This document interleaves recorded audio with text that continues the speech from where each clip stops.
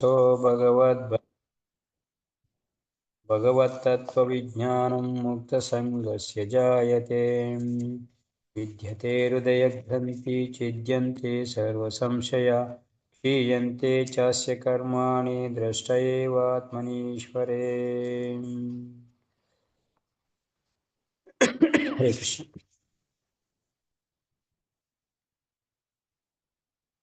ಶ್ರೀಮದ್ಭಾಗವತಂ ಸಾಯಂಕಾಲ ಸತ್ಸಂಗ ಕಾರ್ಯಕ್ರಮಕ್ಕೆ ಎಲ್ಲರಿಗೂ ಸ್ವಾಗತ.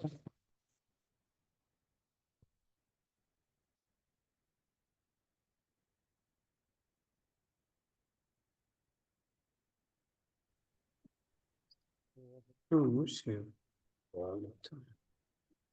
14 ಸ್ಕಂದ 1 ಶ್ಲೋಕ ನಂಬರ್ 14.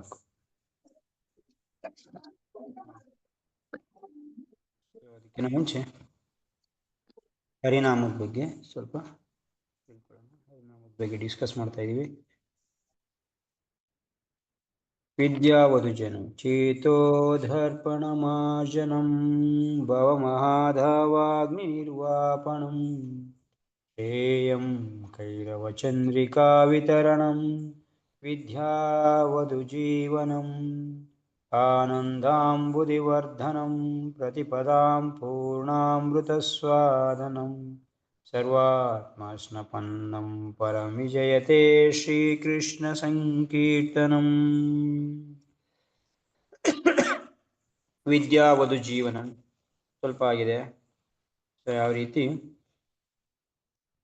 ವಧುಗೆ ತನ್ನ ವಿದ್ಯೆನೇ ಜೀವನ ಆಗಿರುತ್ತೋ ಅದೇ ರೀತಿ ಶ್ರೀಕೃಷ್ಣ ಸಂಕೀರ್ತನ ವಧುವಿನ ಜೀವಿಗೆ ಏನಾಗಿದೆ, ಜೀವನ ಆಗಿದೆ ಶ್ರೀಕೃಷ್ಣ ಸಂಕೀರ್ತನ. ಸೊ ಇದನ್ನ ಮುಂದುವರಿಕೆಯಾಗಿ ಸ್ವಲ್ಪ ಇನ್ನ ವಿಷಯ ಇದೆ.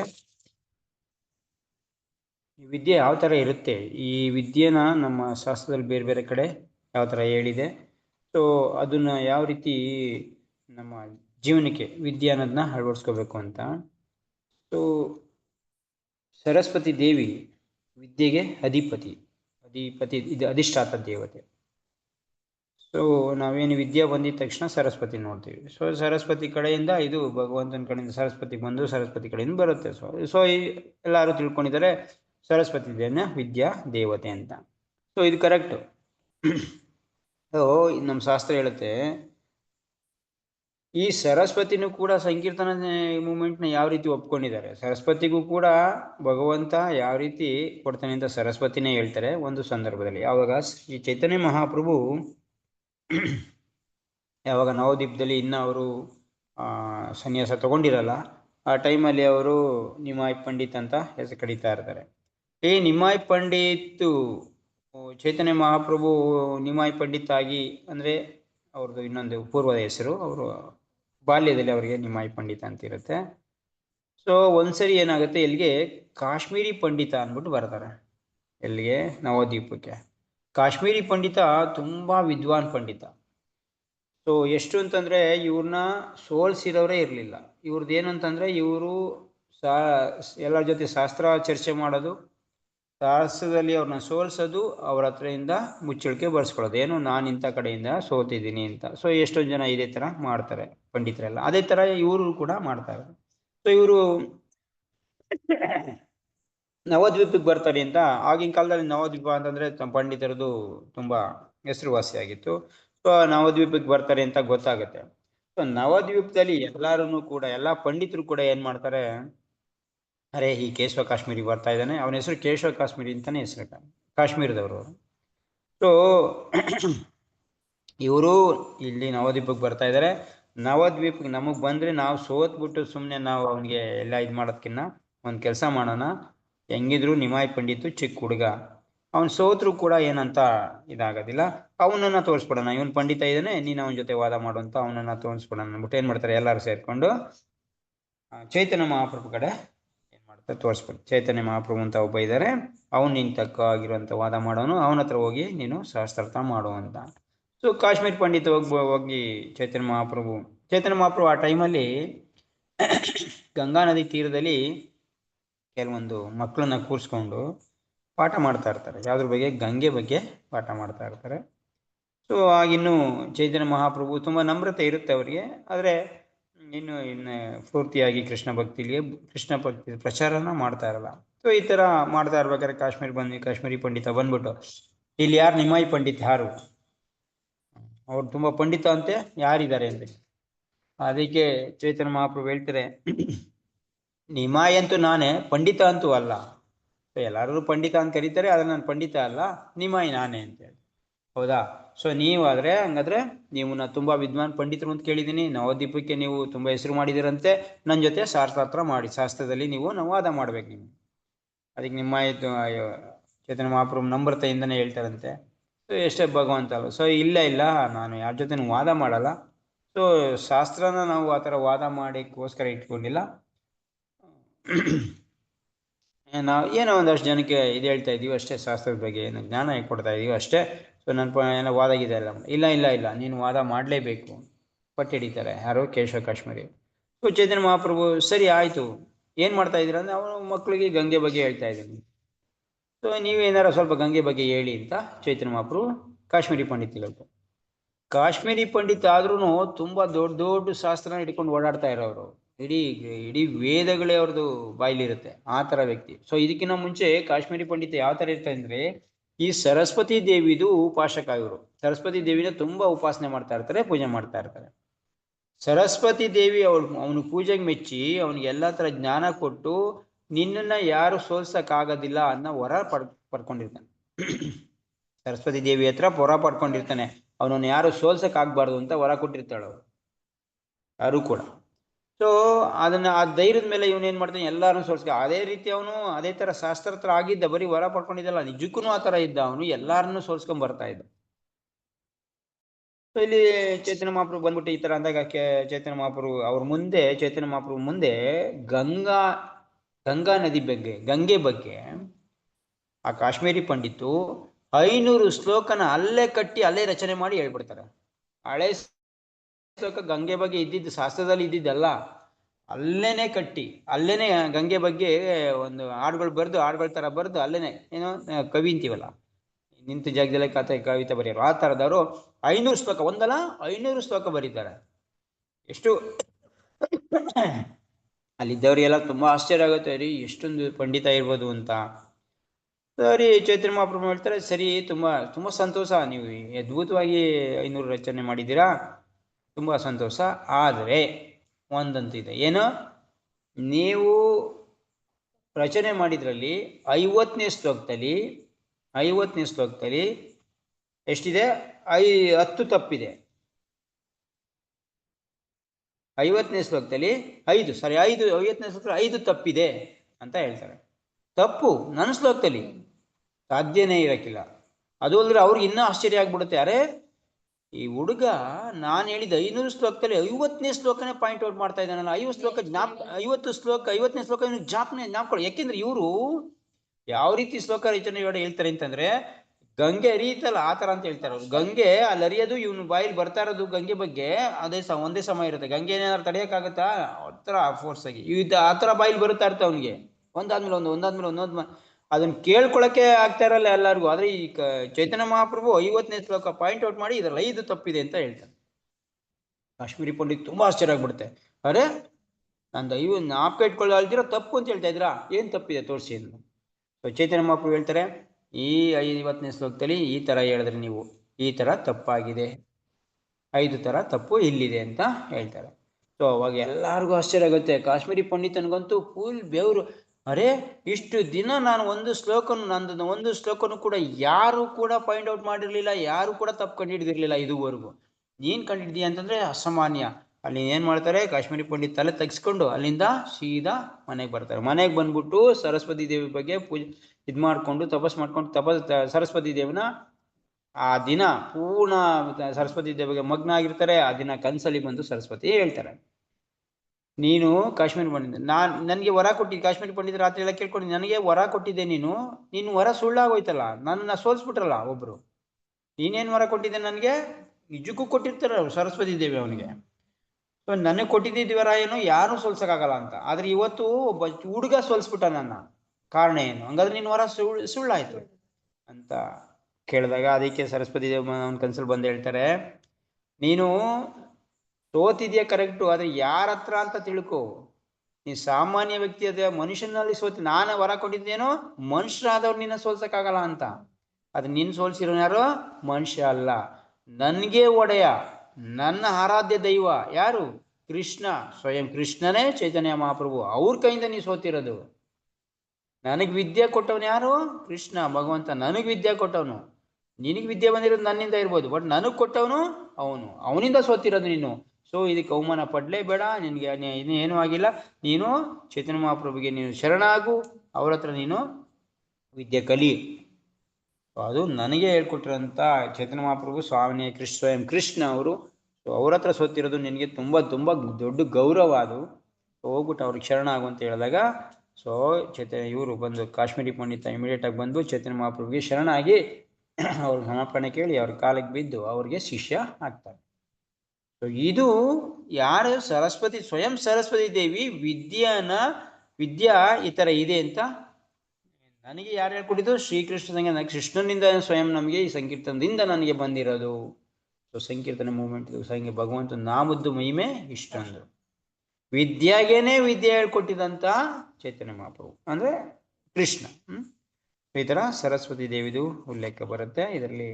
ಅದರಿಂದ ವಿದ್ಯಾ ವಧು ಜೀವನ ಯಾರ್ದು? ಸರಸ್ವತಿದು ಜೀವನ ಯಾರು? ವಿದ್ಯಾ. ಆದ್ ಬಂದಿರೋದು ಶ್ರೀಕೃಷ್ಣ ಸಂಕೀರ್ತನದಿಂದ. ಈ ತರ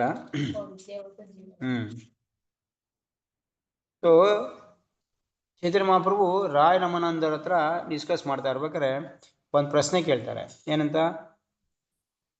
ವಿದ್ಯೆಯಲ್ಲೆಲ್ಲ ಶ್ರೇಷ್ಠ ವಿದ್ಯೆ ಯಾವುದು ಅಂತ ಪ್ರಶ್ನೆ ಕೇಳ್ತಾರೆ. ಸುಮಾರು ಕೇಳ್ತಾ ಇರ್ತಾರೆ, ಅದರಲ್ಲೊಂದು ಈ ಪ್ರಶ್ನೆ, ವಿದ್ಯೆಯಲ್ಲಿ ಶ್ರೇಷ್ಠವಾಗಿರುವಂಥ ವಿದ್ಯೆ ಯಾವುದು ಅಂತ ಕೇಳ್ತಾರೆ. ಅದಕ್ಕೆ ರಾಮನಂದ ಹೇಳ್ತಾರೆ, ಇನ್ನೇನಿರಕ್ಕೆ ಸಾಧ್ಯ? ವಿದ್ಯೆಯಲ್ಲೆಲ್ಲ ಶ್ರೀಕೃಷ್ಣ ಸಂಕೀರ್ತನೇ ದೊಡ್ಡ ವಿದ್ಯೆ. ಚೈತನ್ಯ ಮಹಾಪ್ರಭು ಹೇಳ್ತಾರೆ, ಬಿಡಲ್ಲ. ಯಾಕೆ? ಹೆಂಗೆ ಹೇಳ್ತೀಯ ನೀನು? ಶ್ರೀಕೃಷ್ಣ ಸಂಕೀರ್ತನೇ ದೊಡ್ಡ ವಿದ್ಯೆ ಅಂತ ಹೆಂಗೆ ಹೇಳ್ತೀಯ? ನೋಡಿ, ರಾಮನಾಮಾನಂದ ಹೇಳ್ತಾರೆ, ಸಂಕೀರ್ತನೆ ಬೇರೆ ಕೀರ್ತನೆಯಿಂದ, ಬೇರೆ ಉಪಾಸನೆಯಿಂದ, ಬೇರೆ ಭಗವಂತನ ಇದರಿಂದ, ಬೇರೆ ಉಪಾಸನೆ ಮಾಡೋದ್ರಿಂದ, ಬೇರೆ ಕೀರ್ತನೆ ಮಾಡೋದ್ರಿಂದ ನಮಗೆ ಒಂದು ರಸ ಸಿಗ್ಬೋದು, ಯಾವುದೋ ಒಂದು ರಸ ಸಿಗ್ಬೋದು, ಒಂದು ವಿಚಾರದ ಬಗ್ಗೆ ವಿಷಯ ಗೊತ್ತಾಗ್ಬೋದು. ಆದರೆ ಸಂಕೀರ್ತನೆ ಮಾಡೋದ್ರಿಂದ ಎಲ್ಲ ರಸಗಳು ಗೊತ್ತಾಗುತ್ತೆ. ಅಂದರೆ ಏನು ರಸ ಅಂತ ಅಂದ್ಕೊಂಡಿದ್ದೀವೋ ಪ್ರತಿಯೊಂದು ರಸನೂ ಗೊತ್ತಾಗುತ್ತೆ, ಪ್ರತಿಯೊಂದು ಕಷ್ಟದಿಂದನೂ ದೂರ ಆಗ್ತಾನೆ, ಪ್ರತಿ ವಿಷಯನೂ ಗೊತ್ತಾಗುತ್ತೆ ಅವನಿಗೆ. ಸೊ ನಾವು ಮುಂಚೆ ಡಿಸ್ಕಸ್ ಮಾಡಿದ್ವಿ ಸಂಕೀರ್ತನೆಯಿಂದ ಏನೇನು ಲಾಭ ಇದೆ ಅಂತ ಮುಂಚೆ ಫಸ್ಟ್ ಕ್ಲಾಸಲ್ಲೇ. ಸೊ ಆ ಥರ ಸಂಕೀರ್ತನೆಯಿಂದ ಇಂಥದ್ದು ಬರಲ್ಲ ಅನ್ನೋ ವಿಷಯನೇ ಇಲ್ಲ ಅಂತ ಯಾರು? ರಮಾನಂದ.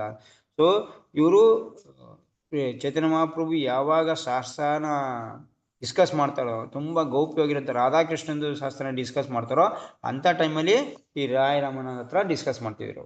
ಆ ಥರ ರಾಮನಂದ ಹೇಳ್ತಾ ಇದ್ದಾರೆ, ಶ್ರೀಕೃಷ್ಣ ಸಂಕೀರ್ತನ ಅನ್ನೋದು ಪ್ರತಿ ಒಂದರಲ್ಲೂ ಕೂಡ ನಮಗೆ ರಸಾಸ್ವಾದನೆ ಮಾಡಿಸೋಂಥದ್ದು, ಪ್ರತಿ ಕಷ್ಟನ ನಿವಾರಣೆ ಮಾಡೋಂಥದ್ದು, ಪ್ರತಿ ಒಂದು ವಿಷಯನೂ ಕೂಡ ನಮಗೆ ತಿಳಿಸೋಂಥದ್ದು ಅಂದ್ಬಿಟ್ಟು ವಿದ್ಯಾ ಅಂದರೆ ಅದೇ ವಿದ್ಯಾ, ನಿಜವಾದ ವಿದ್ಯಾ ಅಂತ ಹೇಳ್ತಾರೆ. ಸೊ ಇದನ್ನ ತುಳಸಿದಾಸರು ರಾಮಚಂದ್ರ ಮಾನಸದಲ್ಲಿ ತುಳಸಿದಾಸರು ಹೇಳ್ತಾರೆ ನೋಡಿ, ಒಂದು ವಿಷಯ ಎಲ್ಲ ಕಡೆಯಿಂದ ಅದಕ್ಕೆ ಸ್ಪಷ್ಟತೆ ಇದ್ದಾಗಲೇ ಅದು ತುಂಬಾ ಮಹತ್ವವಾಗಿರುವಂಥ ವಿಷಯ ಅಂತ ಗೊತ್ತಾಗುತ್ತೆ ನಮಗೆ. ಇಲ್ಲಿ ತುಳಸಿದಾಸರು ಹೇಳ್ತಾರೆ, ಜಹು ಜುಗ ಜಹು ಶೀತ ನಾಮ ಪ್ರಭಾವ ಕಲಿ ವಿಶೇಷನಾಯಿ ಹಾನ ಉಪಾವು. ಜಹು ಜುಗ 4 ಯುಗದಲ್ಲಿ, ಜಹು ಶೀತ ಶ್ರುತಿ 4 ಶ್ರುತಿ ವೇದ 4 ವೇದಗಳಲ್ಲಿ. ಸೊ ನಾಮ ಪ್ರಭಾವ, ನಾಮದ್ದು ಪ್ರಭಾವ ತುಂಬಾ ಅಧಿಕವಾಗಿದೆ. ಎಷ್ಟು ಅಂತಂದ್ರೆ ಈ ಯುಗಗಳಲ್ಲಿ ನಾಮದ ಪ್ರಭಾವ ಕಲಿಯುಗದಲ್ಲಿ ಜಾಸ್ತಿ ಇಲ್ಲ, ಎಲ್ಲಕ್ಕೂ ಕಲಿಯುಗದಲ್ಲಿ ಜಾಸ್ತಿ. ಯಾಕೆ ಅಂತಂದ್ರೆ ಬೇರೆ ಯುಗಗಳಲ್ಲಿ ಈಗ ಯಜ್ಞ ಸತ್ಯಯುಗದಲ್ಲಿ ಏನ್ ಮಾಡ್ಬೇಕಾಯ್ತು? ಭಗವಂತನ ಕುರಿತು ಧ್ಯಾನ ಮಾಡ್ಬೇಕಾಯ್ತು. ಧ್ಯಾನದ ಜೊತೆಗೆ ನಾಮ ಸಂಕೀರ್ತನೇನು ಇತ್ತು. ಧ್ರುವ ಮಹಾರಾಜ್ ಏನ್ ಮಾಡಿದ್ರು? ಧ್ಯಾನ ಮಾಡ್ತಾ ಇದ್ರು, ಬಟ್ ಒಳಗಡೆ ಓಂ ನಮೋ ಭಗವತೆ ವಾಸುದೇವ ಹೇಳ್ತಾ ಇದ್ರು. ಪ್ರತಿಯೊಬ್ಬರೂ ಕೂಡ ಪ್ರಹ್ಲಾದ್ ಮಹಾರಾಜ್ ಇರ್ಬೋದು. ಸೊ ಪ್ರಹ್ಲಾದ್ ಮಹಾರಾಜು ಭಗವಂತಂದು ಇದನ್ನ ಕೀರ್ತನೆ ಮಾಡ್ತಾ ಇದ್ರು, ನಾಮನೇ ಹೇಳ್ತಾ ಇದ್ದಿದ್ದು, ಏನೇ ಮಾಡಿದ್ರು. ಸೊ ಅಂದ್ರೆ ಪ್ರತಿ ಒಂದು ಯಾರ್ಯಾರು ಯುಗದಲ್ಲಿ, ಸತ್ಯಯುಗದಲ್ಲಿ ಅದಾಯ್ತು, ತ್ರೇತಾಯುಗದಲ್ಲಿ ಜೊತೆ ತ್ರೇತಾಯುಗದಲ್ಲೂ ಕೂಡ ಭಗವಂತನ ನಾಮ ಜೊತೆಗೇನೆ ಅವರು ಹೋಮಯಜ್ಞ ಮಾಡ್ತಾ ಇದ್ದಿದ್ದು. ಅವ್ರು ಹೋಮಯಜ್ಞ ಮಾಡ್ತಾ ಇದ್ದಾಗ ಭಗವಂತ ನಾಮ ಬಿಟ್ಟು ಮಾಡ್ತಾ ಇರಲಿಲ್ಲ, ಭಗವಂತ ನಾಮನೇ ಇತ್ತು ಅಲ್ಲೂ. ಯಜ್ಞ ಮುಖ್ಯವಾಗಿ ವಸ್ತು ಆಗಿತ್ತು. ಭಗವಂತನ ಪಡೆಯಕ್ಕೆ ತ್ರೇತಾಯುಗ ಒಂದು ಯಜ್ಞ ಮುಖ್ಯ ವಿಶೇಷ ಆಗಿತ್ತು. ಆದ್ರೂ ಕೂಡ ಯಜ್ಞದ ಜೊತೆಗೆ ಏನ್ ಮಾಡ್ಬೇಕಾಯ್ತು? ನಾಮ ಸಂಕೀರ್ತನೆ ಮಾಡ್ಲೇಬೇಕಿತ್ತು. ಮತ್ತೆ ದ್ವಾಪರ ಯುಗದಲ್ಲಿ ಅರ್ಚನೆ ವಿಧಿ ಮಾಡ್ತಾ ಇದ್ರು, ಏನ್ ಬಾಯಿ ಮುಚ್ಕೊಂಡ ಮಾಡ್ತಾ ಇದ್ರು, ಭಗವಂತನ ನಾಮ ಹೇಳ್ಕೊಂಡೆ ಅಲ್ಲೂ ಮಾಡ್ತಾ ಇದ್ದಿದ್ದು. ಸೊ ಅಂದ್ರೆ ಬೇರೆ ಯುಗದಲ್ಲೆಲ್ಲ ಆ ಯುಗದ್ದು ಮುಖ್ಯವಾಗಿರೋಂಥ ವಸ್ತು ಜೊತೆಗೆ ಹರಿನಾಮ ಇತ್ತು. ಆದ್ರೆ ಕಲಿಯುಗದಲ್ಲಿ ಅದ್ಯಾವುದು ಇಲ್ಲ. ಅದ್ಯಾವುದು ಇಲ್ಲ ಅಂದ್ರೂ ಕೂಡ ಇಟ್ ಸೆಲ್ಫ್ ಹರಿನಾಮನೇ ಎಲ್ಲಾ ತರನು ಆಗಿದೆ. ನಮ್ಗೇನು ಈ ಧ್ಯಾನನೂ ಕೂಡ ಮಾಡಿಸುತ್ತೆ, ಅರ್ಚನೆನೂ ಕೂಡ ಮಾಡಿಸುತ್ತೆ, ಹೋಮಯಜ್ಞನೂ ಕೂಡ ಮಾಡಿಸುತ್ತೆ. ಹರಿನಾಮ ಒಂದೇ ಕಲಿಯುಗದಲ್ಲಿ. ಎಷ್ಟು ಚೆನ್ನಾಗಿ ಹೇಳ್ತಾರೆ ನೋಡಿ. ಕಲಿ ವಿಶೇಷ ನಾಯಿ ಹಾನ ಉಪಾವು. ಕಲಿಲಿ ಯಾವುದು ಬೇಕಾಗಿಲ್ಲ. ಕಲಿಯುಗದಲ್ಲಿ ಬೇರೆ ಯಾವುದು ಕೂಡ ಸಹಾಯ ಬೇಕಲ್ಲ. ಬೇರೆ ಯುಗದಲ್ಲಿ ಅದನ್ನ ಮಾಡಕ್ಕೆ ಹರಿನಾಮದ್ದು ಆಶ್ರಯ ತಗೋಬೇಕವು. ಬೇರೆ ಏನೇ ಮಾಡ್ತಾ ಇದ್ರು ಕೂಡ ಹರಿನಾಮದ್ದು ಆಶ್ರಯ ಬೇಕು ಅವಕ್ಕೆ. ಆದ್ರೆ ಕಲಿಯುಗದಲ್ಲಿ, ಬೇರೆ ಯುಗದಲ್ಲಿ ಆ ತರ ಬೇಕು. ಕಲಿಯುಗದಲ್ಲಿ ಯಾವ ಆಶ್ರಯ, ಹರಿನಾಮಕ್ಕೆ ಯಾವ ಆಶ್ರಯನೂ ಬೇಕಾಗಿಲ್ಲ. ಹಂಗ ನೋಡಿದ್ರೆ ಅಲ್ಲಿ ಧ್ಯಾನದ ಆಶ್ರಯ ಬೇಕಿತ್ತು ಕಲಿಯುಗದಲ್ಲಿ. ಕಲಿಯುಗದಲ್ಲಿ ನಾಮಕ್ಕೆ ಧ್ಯಾನದ ಆಶ್ರಯ ಬೇಕಿತ್ತು, ಪೂಜೆದ ಆಶ್ರಯ ಬೇಕಿತ್ತು, ಮತ್ತೆ ಯಜ್ಞದ ಆಶ್ರಯ ಬೇಕಿತ್ತು. ಇಲ್ಲ, ಹಂಗಾಗ್ತಾ ಇಲ್ಲ ಇಲ್ಲಿ. ಕಲಿಯುಗದಲ್ಲಿ ಇಟ್ ಸೆಲ್ಫ್ ಹರಿನಾಮ ಜಪ, ಬರೀ ಹರಿನಾಮ ಮಾಡಿದ್ರೆ ಸಾಕು, ಭಗವಂತನ ಏನ್ ಪ್ರಾಪ್ತಿ ಮಾಡಿದ್ರೆ ಸತ್ಯಯುಗದಲ್ಲಿ ಅದು ಆಗುತ್ತೆ. ಸೊ ಅಷ್ಟೊಂದು ವಿಶೇಷವಾಗಿರೋದು ಹರಿನಾಮ ಅಂತ. ಭಗವಂತಂದು ನಾಮದ ಮಹಿಮೆ. ಸೊ ಇನ್ನೊಂದು ಮುಖ್ಯವಾಗಿರೋಂಥ ಘಟನೆಯಲ್ಲಿ ಹೇಳ್ತಾರೆ ಶುಕ್ರಾಚಾರ್ಯರು ಹೇಳ್ತಾರೆ, ದೈತ್ಯ ಗುರು ಶುಕ್ರಾಚಾರ್ಯರು. ಸೊ ಯಾವಾಗ ಬಲಿ ಮಹಾರಾಜು ಕತೆ ನಡೆಯುತ್ತೆ. ಏನು ಬಲಿ ಮಹಾರಾಜು 3 ಹೆಜ್ಜೆ ಭೂಮಿ ಕೊಡ್ತಾರೆ ವಾಮನ ದೇವಿಗೆ. ವಾಮನ ದೇವು ತ್ರಿವಿಕ್ರಮ ರೂಪ ತಡೆದು 3 ಹೆಜ್ಜೆಯಿಂದ 2 ಹೆಜ್ಜೆಯಿಂದ ಎಲ್ಲ ಆಳ್ಕೊಬಿಡ್ತಾರೆ. ಇನ್ನೊಂದು ಹೆಜ್ಜೆ ಎಲ್ಲಿ ಇಡೋದು ಅಂತಂದಾಗ ಬಲಿ ಮಹಾರಾಜ ತಂದು ಇಟ್ಕೊಡ್ತಾರೆ. ಸೊ ಈ ಟೈಮಲ್ಲಿ ಯಾವಾಗ ಮುಂಚೆ ಇದಾಗಕ್ಕೆ ಮುಂಚೆ ಶುಕ್ರಾಚಾರ್ಯರು ಬಂದ್ಬಿಟ್ಟು ಹೇಳ್ತಾರೆ, ಇವನು ವಿಷ್ಣು, ಇವನಿಗೆ ನೀನು ದಾನ ಮಾಡಬೇಡ. ನೀ ದಾನ ಮಾಡಿದ್ರೆ ನೀನು ಹಾಳಾಗಿ ಹೋಗ್ತೀಯ, ನೀನು ನಾಶ ಆಗೋಗ್ತೀಯ, ಎಲ್ಲ ಕಿತ್ಕೊಂಡ್ಬಿಡ್ತಾನೆ ಇವನು. ವಿಷ್ಣು ಮಾಯ ರೂಪದಲ್ಲಿ ಬಂದಿರೋಂಥ, ವಾಮನ ರೂಪದಲ್ಲಿ ಬಂದಿರೋಂಥ ವಿಷ್ಣು ಇವನು. ಡೈರೆಕ್ಟ್ ಆಗಿ ಹೇಳ್ತಾರೆ. ಬಲಿ ಮಹಾರಾಜ ಹೇಳ್ತಾರೆ, ಇಲ್ಲ ನಾನು ಕೊಡ್ತೀನಿ, ಕೊಟ್ಬಿಡ್ತಾನೆ. ಸೊ ಆ ಟೈಮಲ್ಲಿ ಆ ಥರ ಕೊಟ್ಬಿಟ್ಟಾಗ ಹಿಂಗಾಗುತ್ತೆ. ಶುಕ್ರಾಚಾರ್ಯ ಏನ್ ಮಾಡ್ತಾರೆ, ನೀನು ನನ್ನ ಮಾತು ಕೇಳಿಲ್ಲ ಅಂದ್ಮೇಲೆ ನಾನು ನಿನ್ ಗುರುನೇ ಅಲ್ಲ ಅಂದ್ಬಿಟ್ಟು ತ್ಯಾಗ ಮಾಡ್ಬಿಟ್ಟು ಹೊಟ್ಟೋಗ್ತಾರೆ. ಯಾರನ್ನ? ಬಲಿ ಮಹಾರಾಜ. ಸರಿ, ಈಗ ಬಲಿ ಮಹಾರಾಜ್ ಕೇರ್ ಮಾಡಲ್ಲ, ಹೊಟ್ಟೋಗ್ತಾರೆ ಅವರು. ಸೊ ಈ ಕಡೆ ಬಲಿ ಮಹಾರಾಜ್ನ ಎಲ್ಲ ಇದು ಮಾಡಿ ಪಾತಾಳಕ್ಕೆ ತುಳಿತಾರೆ. ಹಂಗಾದ್ಮೇಲೆ ಇವರು ಗುರುನು ಬರಲ್ಲ, ಬಲಿ ಮಹಾರಾಜ್ ಈ ಥರ ಸೆಟ್ಲ್ ಆಯ್ತಾರೆ. ಸೊ ಬಲಿ ಮಹಾರಾಜ ಇದರಲ್ಲಿ ವಾಮನ್ ದೇವು ಅವ್ರದ್ದು ಅರಮನೆ ಬಾಗಿಲು ಕೈಕೊಂಡು ನಿಂತವ್ರೆ. ಸೊ ಇದಾದ್ಮೇಲೆ ಸುಮಾರು ದಿನ ಆದ್ಮೇಲೆ ಇಲ್ಲಿ ಯಜ್ಞ ಅರ್ಧಕ್ಕೆ ನಿಂತೋಯ್ತು. ಬಲಿ ಮಹಾರಾಜ್ ಮಾಡ್ತಿದ್ದಂಥ ಯಜ್ಞ ಅರ್ಧಕ್ಕೆ ನಿಂತೋಗಿತ್ತು. ಸೊ ಶುಕ್ರಾಚಾರ್ಯರು ಬರ್ತಾರೆ, ಓಕೆ ಆಯ್ತಪ್ಪ ಸರಿ ಅಂತ ಅಂದ್ಬಿಟ್ಟು, ಎಷ್ಟೇ ಆದ್ರೂ ಶಿಷ್ಯ ಅಲ್ವಾ. ಸೊ ಪುನಃ ಬರ್ತಾರೆ ಬಲಿ ಮಹಾರಾಜ್ ಹತ್ರ. ಬಲಿ ಮಹಾರಾಜ್ ಹತ್ರ ಬಂದ್ಬಿಟ್ಟು, ನೋಡಪ್ಪ ನೀನು ಈ ಥರ ಮಾಡ್ತಾ ಇದ್ದೀವಿ, ಒಳ್ಳೇದಾಯ್ತು, ಸರಿ ಆಯ್ತು, ಆದ್ರೆ ನಿನ್ನ ಯಜ್ಞ ಅಪೂರ್ಣ ಆಗಿದೆಯಲ್ಲ, ಏನ್ ಮಾಡೋದು? ಅದಕ್ಕೆ ಬಲಿ ಮಹಾರಾಜ್, ಹೌದು ನಾವು ಯಜ್ಞ ಮಾಡ್ತಾ ಇದ್ದಿದ್ದು ಅಪೂರ್ಣ ಆಗಿದೆ, ಇವಾಗ ಏನ್ ಮಾಡೋದು ಗುರುದೇವ್? ಸೊ ಅವಾಗ ಯಜ್ಞ ಮಾಡಬೇಕಿತ್ತು, ಈ ಥರ ಆಯ್ತು, ಸೊ ಭಗವಂತ ಬಂದಿದ್ರಿಂದ ಈ ಥರ ಆಗೋಯ್ತು, ಏನ್ ಮಾಡೋದು? ಸೊ ಶುಕ್ರಾಚಾರ್ಯರು ಅವಾಗ ಒಂದು ಮಾತು ಹೇಳ್ತಾರೆ. ಸೊ ಆ ಮಾತು ಎಷ್ಟು ಅದ್ಭುತವಾಗಿದೆ ಅಂತಂದ್ರೆ, ಅವ್ರು ಬಂದಿದ್ದೇ ಅದನ್ನ ಹೇಳಕ್ ತಿಳ್ಸಕ್ಕೋಸ್ಕರ. ಸೊ ಇರ್ಬಹುದು ನಾನು ನಿನ್ನ ಕಾಪಾಡಕ್ಕೋಸ್ಕರ ಭಗವಂತನ ವಿರುದ್ಧ ಹೇಳಿರ್ಬೋದು, ಆದ್ರೆ ಭಗವಂತಂದು ನಾಮದ ಮಹಿಮೆ ಯಾವ ತರ ಇದೆ ಅಂದ್ಬಿಟ್ಟು ಶುಕ್ರಾಚಾರ್ಯ ಹೇಳ್ತಾರೆ ನೋಡಿ. ಮಂತ್ರ ತಂತ್ರ ಸಚ್ಛಿದ್ರಂ ಸಚ್ಛಿದ್ರಂ ದೇಶ ಕಾಲ ಅರ್ಥ ವಸ್ತುತಃ ಸರ್ವ ಕರೋತಿ ನಿಶ್ಚಿದ್ರಂ ನಾಮ ಸಂಕೀರ್ತಂ ತವಃ.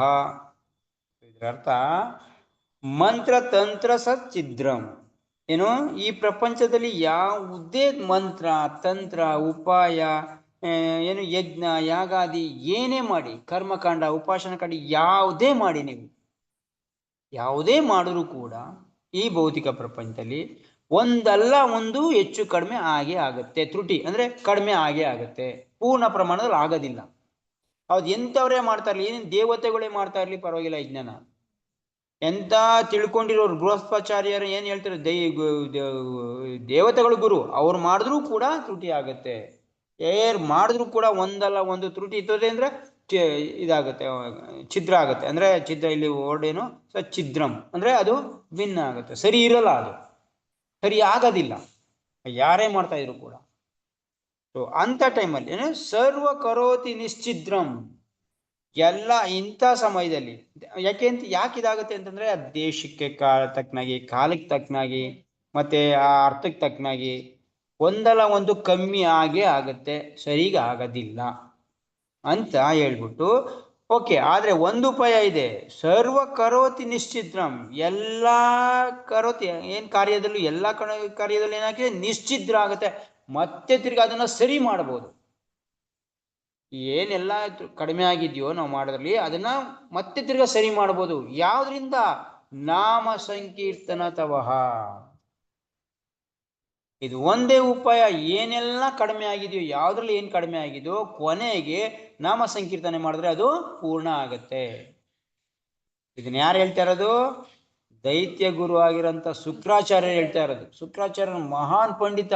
ಅವ್ರಿಗೆ ಎಂತ ಕಲೆ ಇರುತ್ತೆ ಅಂತಂದ್ರೆ, ಸತ್ತಿರೋ ಮನುಷ್ಯನ್ನು ಕೂಡ ಅವರು ಜೀವ ಮಾಡ್ತಾ ಇರ್ತಾರೆ. ಸತ್ತಿರೋದು ಒಬ್ಬ ವ್ಯಕ್ತಿ ಎಷ್ಟೊಂದು ಸಂದರ್ಭದಲ್ಲಿ ದೈತ್ಯರು ಸಾಯ್ತಾ ಇದ್ರೆ ಅವ್ರನ್ನ ಮಂತ್ರ ಹೇಳ್ಬಿಟ್ಟು ಬದುಕಿಸ್ತಾ ಇರ್ತಾರೆ. ಈ ಕಡೆ ದೇವತೆಗಳು ಸಾಯಿಸ್ತಾ ಇರೋದು, ಈ ಕಡೆ ಅವ್ರನ್ನ ಕರ್ಕ ಬರೋದು, ಅವ್ರ ಮಂತ್ರ ಹೇಳೋದು, ಜೀವ ಮಾಡ್ಕೊಂಡು ಆ ಕಡೆಯಿಂದ ಕಳಿಸ್ತಾ ಇರೋದು. ಅರೆ ದೇವತೆಗಳು ಅನ್ಕೋತೀವಿ ಎಲ್ಲಿಂದ ಬರ್ತಾವ್ರೆ, ಮತ್ತೆ ನಾವು ಸಾಯಿಸ್ತಾನೆ ಇದೀವಿ, ಸಂಹಾರ ಮಾಡ್ತಾ ಇದ್ದೀವಿ, ಬರ್ತಾನೆ ಇದಿರಲ್ಲ, ನೋಡಿದ್ರೆ ಕೆಲಸ ಈ ತರ ಆಗ್ತಾ ಇರುತ್ತೆ. ಆ ತರ ವ್ಯಕ್ತಿ ಭಗವಂತನ ಬಗ್ಗೆ, ಭಗವಂತನ ನಾಮ ಸಂಕೀರ್ತನೆ ಬಗ್ಗೆ ಹೇಳ್ತಾರೆ. ಇವನ್ ದ್ವೇಷಿ ಆಕ್ಚುಲಿ ನೋಡಿದ್ರೆ, ಅಂದ್ರೆ ಅಷ್ಟಾಗ ಆಗಲ್ಲ ಇವ್ರಿಗೂ ಅವ್ರಿಗೂ ದ್ವೇಷ ಯಾವಾಗ್ಲೂ. ದೈತ್ರಿಗೂ ಭಗವಂತ ಮತ್ತೆ ದೇವತೆಗಳ ಬಗ್ಗೆ ಅವ್ರಿಗೆ ದ್ವೇಷ ಯಾವಾಗ್ಲೂ. ಅಂಥವ್ರು ನಾಮ ಸಂಕೀರ್ತನೆಯಿಂದ ಏನೇ ಕಡಿಮೆ ಆಗಿದ್ರು ಕೂಡ ನಾಮ ಸಂಕೀರ್ತನೆಯಿಂದ ಅದನ್ನ ಸರಿ ಮಾಡಬಹುದು. ಅದಕ್ಕೆ ಎಲ್ಲ ಇದಾದ್ಮೇಲೆ ಕೂಡ ಎಲ್ಲ ಇದ್ರಲ್ಲೂ ಕೂಡ ನಿಜವಾಗಿ ಇದ್ ಮಾಡೋರು, ಯಜ್ಞ ಆಗಾದಿಗಳನ್ನ ಮಾಡೋರು, ಬೇರೆ ಏನೇನ ಕಾರ್ಯ ಮಾಡೋರು ಲಾಸ್ಟ್ ಏನ್ ಮಾಡ್ತಾರೆ? ಹರಿನಾಮದ ಜಪ ಮತ್ಸ ಕೃಷ್ಣ ಅರ್ಪಣ ಮಸ್ತು ಅಂತ ನಾರ ಹೇಳ್ತಾರೆ, ಇಲ್ಲ ಹರಿನಾಮ ಜಪ ನಾರ ಮಾಡಿಸ್ತಾರೆ. ಯಾಕೆ? ಏನೇ ತಪ್ಪು ಮಾಡಿದ್ರು ಕೂಡ, ಏನೇ ಆಗಿದ್ರು ಕೂಡ ಈ ಹರಿನಾಮದಿಂದ ಅದು ಮೇಕಪ್ ಆಗುತ್ತೆ, ಸರಿ ಹೋಗುತ್ತೆ ಅಂತ ಉದ್ದೇಶ. ಸೊ ಅಷ್ಟು ಹರಿನಾಮದ ಮಹಿಮೆ. ಸೊ ಹಿಂಗೆ ಅದನ್ನ ಸರಿ ಮಾಡೋ ಬದಲು ಡೈರೆಕ್ಟಾಗಿ ಇದನ್ನೇ ಮಾಡಿದ್ರೆ ಆಗಲ್ವಾ? ಅದನ್ನ ಯಾವುದೋ ತಪ್ಪು ಕೆಲಸ ಮಾಡ್ಬಿಟ್ಟು ಅದನ್ನ ಸರಿ ಮಾಡೋಕ್ಕೋಸ್ಕರ ನಾಮಕೀರ್ತನೆ ಮಾಡೋ ಬದಲು ಡೈರೆಕ್ಟಾಗಿ ನಾಮಕೀರ್ತನೆ ಮಾಡ್ಬೋದಲ್ಲ, ಅದೇ ಅಷ್ಟೊಂದೆಲ್ಲ ತಪ್ಪು ಮಾಡೋ ಬದಲು. ಯಾಕೆಂದ್ರೆ ಹೇಳ್ತಾ ಇದ್ರೆ ಪ್ರತಿಯೊಂದ್ರಲ್ಲಿ ತಪ್ಪೇ ಆಗೋದು, ತಪ್ಪು ಸರಿ ಹೋಗೋದೇ ಇಲ್ಲ ಯಾವುದೇ ಕಾರಣಕ್ಕೂ ಇದು. ಸೊ ಡೈರೆಕ್ಟ್ ಆಗಿ ಯಾಕೆ ಮಾಡಬಾರ್ದು ಅದು ವಿಷಯ. ಸೊ ಇದನ್ನ ಶುಕ್ರಾಚಾರ್ಯ ಹೇಳ್ತಾರೆ, ನೆನ್ಪಿಟ್ಕೋಬೇಕು. ಏನ್ ಹೇಳ್ತಾನೆ ತಿರ್ಗಾ ಹೇಳ್ತಾರೆ, ಇನ್ನ ಸಂಪೂರ್ಣ ಆಗತ್ತೆ ಯಾವಾಗ ಶ್ರೀಕೃಷ್ಣ ಸಂಕೀರ್ತನದ ಮಾಡ್ತೀವೋ, ಅವಾಗೇನೋದು ಪರಿಪೂರ್ಣ ಆಗುತ್ತೆ. ಕ್ರಿಯೆಯಲ್ಲೆಲ್ಲ ಎಲ್ಲ ಕಾರ್ಯದಲ್ಲೂ ಕೂಡ ಪರಿಪೂರ್ಣತೆನ ಆಗುತ್ತೆ. ಪೂರ್ಣ ಅಲ್ಲ, ಪರಿಪೂರ್ಣ ಆಗುತ್ತೆ ಯಾವುದೇ ಕಾರ್ಯ ಇರ್ಬೋದು ಅಂತ ಮತ್ತೊಂದು ಶ್ಲೋಕ ಹೇಳ್ತಾರೆ ಅವರು. ಅಂತ ಅಚ್ಯುತನಿಗೆ ನಾನು ನಮಸ್ಕಾರ ಮಾಡ್ತೀನಿ. ಸೊ ಇಷ್ಟು ಹರಿನಾಮದ್ದು ಇದು. ಅಕಸ್ಮಾತ್ ಒಬ್ಬ ವ್ಯಕ್ತಿಗೆ ಓಕೆ, ನಾವು ಎಷ್ಟೋ ಜನ ಕಡೆ ನೋಡ್ತೀವಿ, ಪ್ರಭು ಏನ್ ಕಲ್ತಿರ್ತೀವೋ ಇವತ್ತು ಕೇಳ್ತೀವಿ, ನಾಳೆ ಮರ್ತ್ಕೋತೀವಿ. ಇದು ದೊಡ್ಡ ಪ್ರಾಬ್ಲಮ್ ನಮ್ದು. ಕಲಿಯುಗದಲ್ಲಂತೂ ಇವತ್ತು ಕೇಳಿತೀವಿ, ನಾಳೆ ಮರ್ತ್ಕೋತೀವಿ. ಏನ್ ಹೇಳಿದ್ವಿ ಅಂತಾನೆ ಗೊತ್ತಿಲ್ಲ. ಸೊ ಏನ್ ಕೇಳಿದ್ವಿ ಅಂತಾನೆ ಗೊತ್ತಿಲ್ಲ. ಏನ್ ಮಾಡೋದು ಇಂಥ ಸಂದರ್ಭದಲ್ಲಿ? ಏನ್ ಮಾಡೋದು? ಎಷ್ಟೋ ಜನದ ಸಮಸ್ಯೆ ಇದು. ಪ್ರಭು ತುಂಬಾ ಓದ್ತೀನಿ, ತುಂಬಾ ಕೇಳ್ತೀನಿ, ಆದ್ರೆ ಒಂದೂ ತಲೆಯಲ್ಲಿ ಇರಲ್ಲ. ಎಲ್ಲಾರ ಪ್ರಾಬ್ಲಮ್ ಬಿಡಿ, ಇದು ಒಬ್ಬರಿಬ್ಬರದಲ್ಲಿ ಎಲ್ಲಾರ್ದು ಬರೀ ಇದೆ ಇದು. ತುಂಬಾ ಕೇಳ್ತೀನಿ, ತಲೆ ಇರ. ಕಾರಣ ಇಷ್ಟೇ, ನಮ್ದು ಹರಿನಾಮ ಸರಿಗಾಗ್ತಾ ಇಲ್ಲ, ಅದೇ ಕಾರಣ. ಹರಿನಾಮನ ಸರಿ ಮಾಡಿ ಎಲ್ಲ ಜ್ಞಾಪಕ ಇರುತ್ತೆ, ಎಲ್ಲ ಸರಿ ಹೋಗುತ್ತೆ. ಸೊ ನಮ್ಮ ಹರಿನಾಮದ್ದು ಇದರಲ್ಲಿ ಹೇಳಿದ್ವಿ. ಸೊ ನೀವು ಏನೇ ಒಂದು ಕೆಲಸ ಮಾಡ್ಬೇಕಾದ್ರೆ ಅದಕ್ಕಿಂತ ಮುಂಚೆ ಹರಿನಾಮ ಮಾಡ್ಬಿಟ್ಟು ಆ ಕೆಲಸ ಮಾಡಿ, ಅದ್ರದ್ದು ಮಹತ್ವನೇ ಬೇರೆ ಇರುತ್ತೆ. ಅದ್ರದ್ದು ಬೇಗ ನಮಗೆ ತಲೆಗೆ ಬರುತ್ತೆ, ಬೇಗನೂ ಕೂಡ ಅದು ನಮಗೆ ಒಗ್ಗುತ್ತೆ, ಜಾಸ್ತಿ ದಿನನೂ ಕೂಡ ಅದು ಇರುತ್ತೆ ಅಂತ ಆ ಜ್ಞಾಪಕದಲ್ಲಿ. ಇದಕ್ಕೆ ಎಷ್ಟೊಂದು ನಿದರ್ಶನಗಳಿದೆ. ಎಷ್ಟೊಂದು ನಮ್ಮ ಚರಿತ್ರೆ ದೊಡ್ಡ ದೊಡ್ಡ ಪಂಡಿತರೆಲ್ಲ ಇದ್ದಾರೆ, ದೊಡ್ಡ ದೊಡ್ಡ ಭಕ್ತರೆಲ್ಲ ಇದ್ದಾರೆ. ಯಾರು? ಮೀರಾಬಾಯಿ. ಏನು ಓದಿದ್ರು ಅವರು? ಯಾವ PhD ಮಾಡಿದ್ರು? ಯಾವ ಸ್ಕೂಲಲ್ಲಿ, ಯಾವ ಕಾಲೇಜಲ್ಲಿ ಓದಿದ್ರು? ಇವತ್ತು ಕೂಡ ಅವ್ರು ಬರ್ದಿರೋಂಥ ಕವಿತೆಗಳನ್ನ ಇವತ್ತು ರಿಸರ್ಚ್ ಮಾಡ್ತಾ ಇದ್ದಾರೆ. ಯಾರೇ ಇದು ಹೆಂಗ್ ಬರೆಯಕ್ಕೆ ಸಾಧ್ಯ ಆಯ್ತು ಅಂತ. ಸಂತ ತುಕಾರಾಮ್ ಯಾವ ಇದಕ್ಕೆ ಹೋಗಿದ್ರು? ಸಂತ ಕಬೀರ್ ಓದಿದ್ದೇ ಇಲ್ಲ ಅವರು. ಏನು ಪುರಂದರದಾಸ್ ಇರ್ಬೋದು, ಕನಕದಾಸ್, ಏನ್ ಓದಿದ್ದಾರೆ ಅವರೆಲ್ಲರೂ. ಆದ್ರೆ ಅವ್ರ ಮುಖದಿಂದ ಬಂದಿರಂತ ಕವಿತೆಗಳು ಇವತ್ತು ಕೂಡ ನಾವು ಅರ್ಥ ಮಾಡ್ಕೊಳಕ್ ಆಗ್ತಾ ಇಲ್ಲ. ನರಸಿಂಹ ಮೆಹ್ತಾ ಇದ್ದಾರೆ ಅಂತ ಒಬ್ರು, ನರಸಿಂಹ ಮೆಹ್ತಾ ಅಂದ್ಬಿಟ್ಟು ಒಬ್ರು ಇದ್ರ ಗುಜರಾತ್ ಅಲ್ಲಿ ಬರ್ತಾರೆ. ಅವ್ರು ಆಡಿರೋ ಹಾಡುಗಳು ಈಗ ಇವತ್ತು ಕೂಡ ಜೀರ್ಣ ಆಗ್ತಾ ಇಲ್ಲ ಯಾರಿಗೂನು. ಭಗವಂತನ ಬಗ್ಗೆ ಆಡಿ ಯಾವ ಸ್ಕೂಲಲ್ಲಿ ಓದಿದ್ರು, ಯಾವ ಕಾಲೇಜಲ್ಲಿ ಓದಿದ್ರು, ಎಲ್ಲ ಓದು ಬರ ಅಟ್ಲೀಸ್ಟ್ ಸುಮಾರಾಗಾದ್ರೂ. ಈ ಮೀರಾಬಾಯಿಗೆ ಏನೋ ಒಂಚೂರು ಅವರು ಒಳ್ಳೇದು ಮನ್ತಂದ್ರೆ ಹುಟ್ಟಿದವರು, ಏನೋ ಸ್ಕೂಲ್ಗೆ ಏನೋ ಹೋಗಿದ್ರೇನೋ ಅಂತ ಇಟ್ಕೊಳ್ಳೋಣ. ಇವರೆಲ್ಲರೂ ಬಿಟ್ಬಿಡಿ. ಶಬರಿ ಏನಪ್ಪ ಓದಿದ್ರು? ಕುರಿ ಬೇಸ್ರು ಮಗಳು ಅವಳು. ರಾಮಾಯಣದಲ್ಲಿ ಗುಹಾ ಅಂತ ಬರ್ತಾರೆ. ರಾಮನ ನದಿ ದಾಡಿಸ್ತಾರೆ, ಕೇವಟ್ ನದಿ ದಾಡ್ಸೋನು ಹುಟ್ಟ ಹಾಕೊಂಡು ನೋಡಿ. ಗುಹಾ ಅಂದ್ಬಿಟ್ಟು ಅವ್ರನ್ನ ವನವಾಸಕ್ಕೆ ಪ್ರಾರಂಭ ಆಗಿದ್ದ ದಿನನೇ ಗಂಗಾ ನದಿ ಅಡ್ಡ ಬರುತ್ತೆ, ಅವನ ಆ ಕಡೆ ದಾಡಿಸ್ತಾರೆ. ಏನು ಅವರು ಭಗವಂತನ ಬಗ್ಗೆ ಆಡೋದಂತಂದ್ರೆ ಎಲ್ಲಾ ದೇವತೆಗಳು ಗುಹುಂದು ಆ ಮಾತು ಕೇಳ್ಬಿಟ್ಟು ಸ್ಟನ್ ಹೋಗ್ತಾರೆ. ನಾನಂದ್ರೆ ಅವರು ಮೂಕ ವಿಸ್ಮಿತ, ಏನು ಮಾತಾಡಕ್ ಆಗೋದಿಲ್ಲ, ಅವ್ರಿಗೆ ಆತರ ಆಗ್ತಾ ಇರ್ತಾರೆ. ಈ ವ್ಯಕ್ತಿ ಬರೀ ನಾವಿ ಕಾಣ್ತಾ ಇದೀವಿ, ಇವನ್ಗಿರೋ ಜ್ಞಾನ ನಮ್ಗಿಲ್ವಲ್ಲ ಅಂತ. ಸೊ ಇವರೆಲ್ಲ ಏನ್ ಮಾಡಿದ್ರು? ಜಸ್ಟ್ ಏನೋ ಇವನ್ನೇ ತಗೊಳ್ಳಿ, ನಮ್ಮ ರಾಮಾಯಣ ಬರೆದಂತ ವಾಲ್ಮೀಕಿ ಒಬ್ಬ ಬೇಟೆಗಾರ, ಯಾವುದೇ ಓದು ಬರ್ದಿರಂತ ವ್ಯಕ್ತಿ ನಾರದ ಮುನಿ ಕರುಣೆಯಿಂದ ಭಗವಂತ ನಾಮ ಜಪ ಮಾಡೋದ್ರಿಂದ ಇಡೀ ಒಂದು ಮಹಾ ಗ್ರಂಥನ ಇವತ್ತು ಕೂಡ ಅವ್ರು ಬರ್ದಿರಂತ ಗ್ರಂಥನ ನಾವು ಜೀರ್ಣ ಮಾಡ್ಕೊಳಕ್ ಆಗ್ತಾ ಇಲ್ಲ. ಏನಿತ್ತು ಅವ್ರ ಜ್ಞಾನ? ಎಲ್ಲಿಂದ ಕಲ್ತರು? ನಾವ್ ಅಂತೀವಿ, ನಮ್ಗೆ ಓದು ಬೇಕು, ಅದ್ ಬೇಕು, ಇದ್ ಬೇಕು, ಸೊ ಹಿಂಗೆಲ್ಲ ಮಾಡಿರ್ಬೇಕು ನಾವು ಇದ್ ಮಾಡಕ್ಕೆ ಅಂತ. ಏನು ಬೇಕಾಗಿಲ್ಲ, ನಾಮ ಜಪ ಮಾಡ್ತಾ ಇರಿ, ಆಟೋಮೆಟಿಕ್ ಆಗಿ ನಿಮ್ಗೆ ಜ್ಞಾನ ಅನ್ನೋದು ನಿಮ್ ಹಿಂದೆ ಹುಡ್ಕೊಂಡ್ ಬರುತ್ತೆ. ಅವಾಗಲೇ ಓದಿದೆ ನಾವು, ಜ್ಞಾನ ವೈರಾಗ್ಯ ಭಕ್ತಿಯಿಂದ ಬರುತ್ತೆ ಅಂತ. ಎರಡೂ ಕೂಡ ನಮ್ಮಿಂದ ಬರುತ್ತೆ. ಅದರಿಂದ ನಾವು ಈ ನಾಮ ಸಂಕೀರ್ತನೆಗೆ ಒತ್ತು ಕೊಟ್ಟು ಯಾವಾಗ ಇದನ್ನ ಮಾಡ್ತೀವೋ ಮಿಕ್ಕಿದೆಲ್ಲ ನಮ್ಮಿಂದ ಬರುತ್ತೆ. ಬೇರೆ ಏನು ಜಾಸ್ತಿ ಮಾಡ್ಬೇಕಾಗಿಲ್ಲ, ಬರೀ ಭಗವಂತನ ನಾಮ ಜಪ ಮಾಡಿ, ಸೊ ಭಗವಂತನ ಬಗ್ಗೆ ಕೇಳ್ತಾ ಇರಿ, ಮಿಕ್ಕಿದೆಲ್ಲ ನಮ್ಮಿಂದ ಬರುತ್ತೆ. ಓಕೆ, ಸೊ ಇಲ್ಲಿಗೆ ನಮ್ದು ವಿದ್ಯಾ ವಧು ಜೀವನ, ನಮ್ದು ವಧು ಆಗಿರೋಂಥವ್ರಿಗೆ ಏನ್ ಮಾಡ್ಬೇಕು? ನಾವು ಸಂಕೀರ್ತನೆ ಜ್ಞಾನನ ಕೊಡ್ಬೇಕು. ಎಲ್ಲ ಗುಣಗಳು ಕೂಡ ವಿದ್ಯೆಗೆ, ವಧುಗೆ ಯಾವ ತರ ಗುಣ ಇರುತ್ತೋ ಆ ಗುಣ ಎಲ್ಲ ನಮ್ಗೆ ಬರುತ್ತೆ. ಆ ಗುಣ ಬಂದ್ಮೇಲೆ ಆ ಗುಣದ ಉಪಯೋಗದಿಂದ ಯಾವಾಗ ನಾವು ಭಗವಂತನ ಭಕ್ತಿ ಮಾಡ್ತೀವಿ, ಸೇವೆ ಮಾಡ್ತೀವಿ, ಹರಿನಾಮ ಜಪ ಮಾಡ್ತೀವಿ, ಆ ಗುಣ ಉಪಯೋಗಿಸ್ಕೊಂಡು ಸೊ ನಾವು ಭಗವಂತ ಧಾಮಕ್ಕೆ ಸೀದಾ ಭಗವಂತ ಧಾಮಕ್ಕೆ ಹೋಗಕ್ಕೆ ದಾರಿ. ಓಕೆ, ಇಲ್ಲಿಗೆ ವಿದ್ಯಾವಧು ಜೀವನ ಆನಂದಾಂಬುದಿ ವರ್ಧನ ಇಲ್ಲಿಗೆ 4 ಆಗಿದೆ. ಇವಾಗ ಕೇತು ದರ್ಪಣ ಮಾರ್ಜನ, ಭವಮಹಾದಾವಾಗ್ನಿ ನಿರ್ವಾಪಣ, ಶ್ರೇಯಂ ಕೈರವ ಚಂದ್ರಿಕಾ ವಿತರಣ, ವಿದ್ಯಾ ವಧು ಜೀವನ 4 ಆಗಿದೆ. ಇನ್ನು 4 ಇದೆ. ಆನಂದಾಂಬುದಿ ವರ್ಧನ, ಪ್ರತಿಪದಾಂ ಪೂರ್ಣಾಂತ ಸ್ವಾರಂ, ಸರ್ವಾತ್ಮ ಸ್ನಪನ್ನಂ ಪರಂ ವಿಜಯತೆ ಶ್ರೀಕೃಷ್ಣ ಸಾಂಕೀರ್ತನಂ. ಸೊ ಯಾವ ತರ ಇದಾವೆ ನೋಡೋಣ ಆಮೇಲೆ. ಶ್ರೀಮದ್ ಭಾಗವತಂ 14ನೇ ಶ್ಲೋಕ.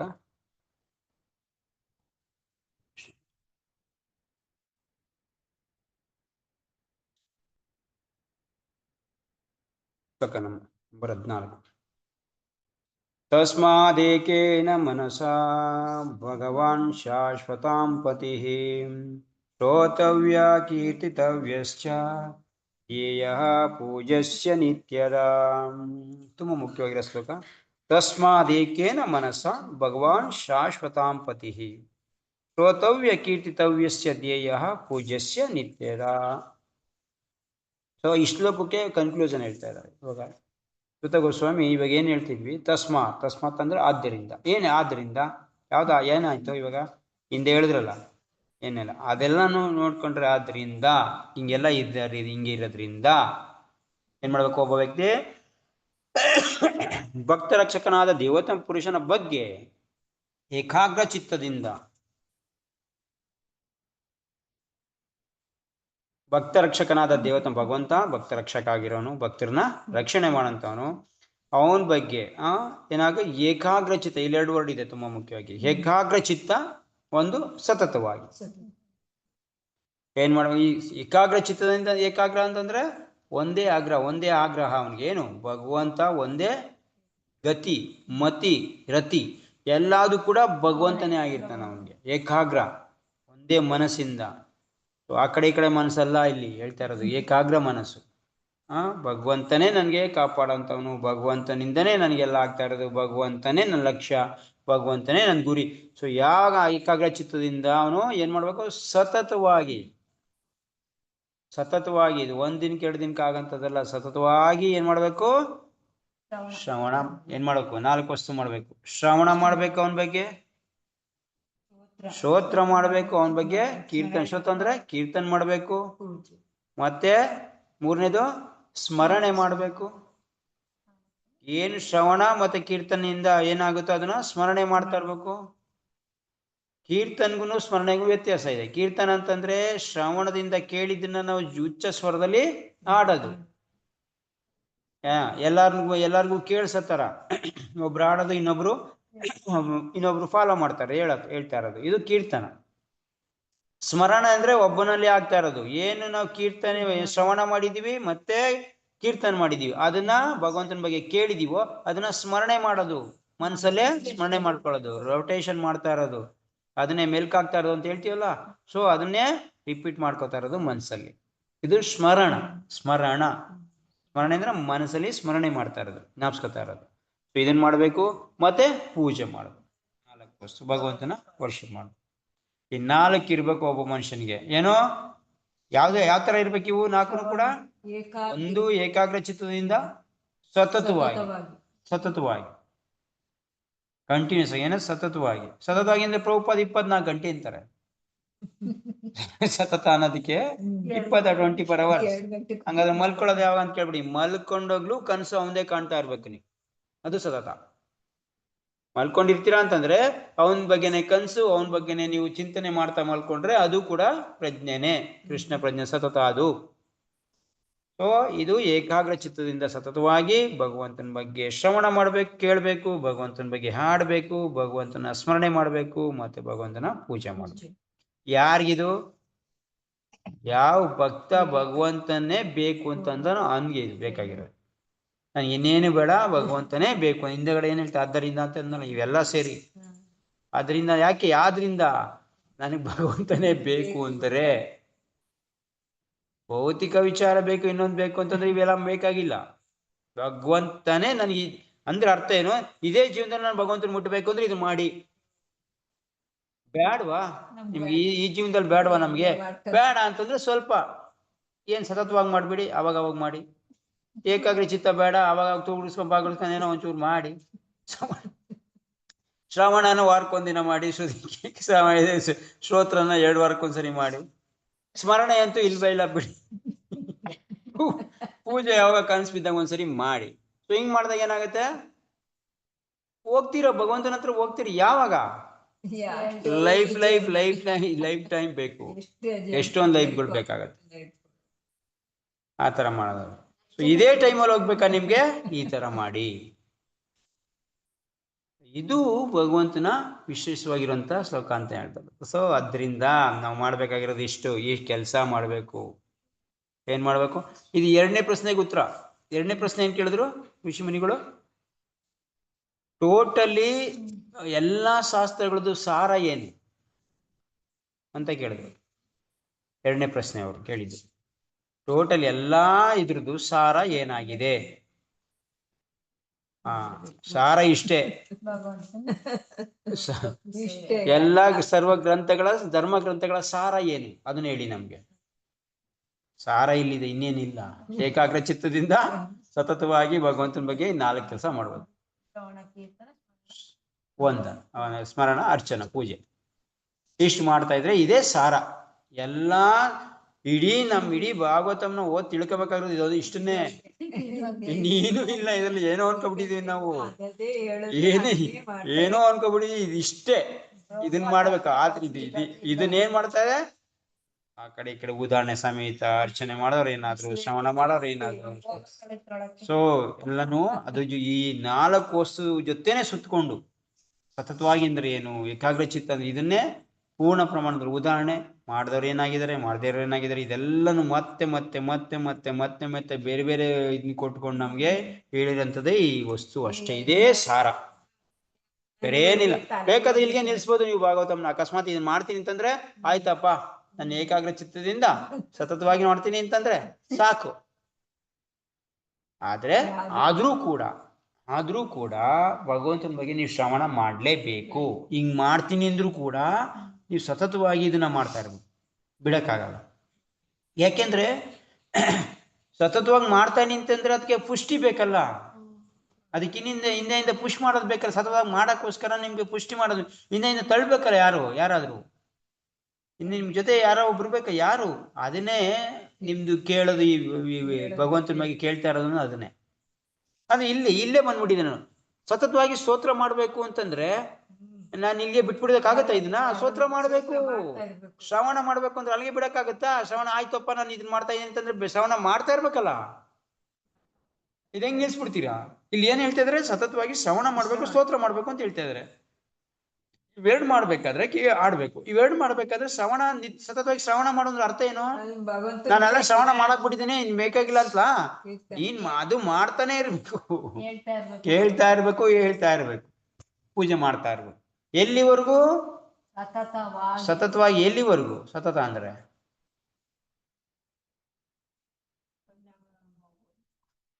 ಭಗವಂತ ಧಾಮಕ್ ಹೋಗೋವರೆಗೂ. ಭಗವಂತ ಈವನ್ ಧಾಮಕ್ ಹೋದ್ಮೇಲೂ ಕೂಡ ಮಾಡ್ಬೇಕು, ಅದ್ ಬೇರೆ ಪ್ರಶ್ನೆ. ಆದ್ರೆ ಇಲ್ಲಿ ಪ್ರಾಕ್ಟೀಸ್ ಅಂತಂದ್ರೆ ನಾವು ನಿಲ್ಸಂಗಿಲ್ಲ ಯಾವುದೇ ಟೈಮ್ಗೂ. ಭಗವಂತನ ಧಾಮಕ್ಕೆ ಹೆಜ್ಜೆ ಇಡೋವರೆಗೂ, ಕೊನೆವರೆಗೂ ನಮ್ಗೆ ಅಲ್ಲಿ ಕರ್ಕೊಂಡೋಗಿ ಬಿಡೋವರೆಗೂ ಇದನ್ನ ನಡೀತಾ ಇರ್ಬೇಕು. ಏನೇ ಫ್ಲೈಟ್ ಅಲ್ಲಿ ಕುತ್ಕೊಂಡ ವಿಶ್ವಕರ್ಮ ವಿಮಾನದಲ್ಲಿ ಕುತ್ಕೊಂಡೋಗ್ಲೂ ಕೂಡ ನಡೀತಾ ಇರ್ಬೇಕಿದು. ಇನ್ಮೇಲೆ ಫ್ಲೈಟ್ ಹತ್ಬಿಟ್ಟೆ ಗ್ಯಾರಂಟಿ ಆಗೋಯ್ತು ಅಂತಂದ್ರೆ ಅಲ್ಲೇ ಮಧ್ಯದಲ್ಲಿ ಎಲ್ಲಾರು ಬೇರೆ ಗ್ರಹದಲ್ಲಿ ಇಳಿಸಿದ್ರೆ ಏನ್ ಮಾಡ್ತೀವಿ? ಮತ್ತೆ ಆಯ್ತಪ್ಪ ಇನ್ನೇನು ಫ್ಲೈಟ್ ಗ್ಯಾರಂಟಿ ಹತ್ಕೊಬಿಟ್ಟೆ, ನಮ್ದೆಲ್ಲ ಬುದ್ಧಿ ಹಂಗೇನೆ. ಇನ್ನೇನು ಹತ್ಕೊಬಿಟ್ಟು ಗ್ಯಾರಂಟಿ ಆಗೋಯ್ತು ಅಂದ್ಬಿಟ್ಟು ಎಲ್ಲ ನಿಲ್ಸ್ಬಿಡೋದು ಅಲ್ಲಿಗೇನೆ. ಇದು ಹಂಗಲ್ಲ.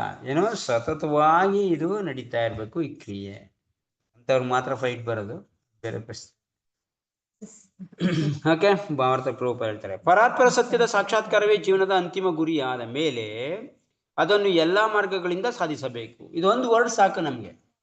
ನಾವೆಲ್ಲಾ ಮಾಡ್ಬೇಕು ಅನ್ನೋದಕ್ಕೆ ಪ್ರಭುಪಾದ ಹೇಳ್ಬಿಟ್ಟಿದ್ದಾರೆ, ಇದೊಂದು ವರ್ಡ್ ಸಾಕು ನಮ್ಗೆ. ಪರಾತ್ಪರ ಸತ್ಯ ಕೃಷ್ಣ, ಪರಾತ್ಪರ ಸತ್ಯ ಕೃಷ್ಣ, ಇವನ್ ಸಾಕ್ಷಾತ್ಕಾರ ಆಗ್ಬೇಕು. ಇದು ಅಂತಿಮ ಗುರಿ ನಮ್ದು ಜೀವನದ್ದು. ಅಂದ್ಮೇಲೆ ಈ ಗುರಿನ ಸಾಧನೆ ಮಾಡಕ್ಕೋಸ್ಕರ ಬರೀ ನನಗೆ ಕೀರ್ತನ್ ಮಾಡ್ತೀನಿ, ಬರೀ ಶ್ರವಣ ಮಾಡ್ತೀನಿ, ಇಲ್ಲ, ಹಂಗಾಗೋದಿಲ್ಲ.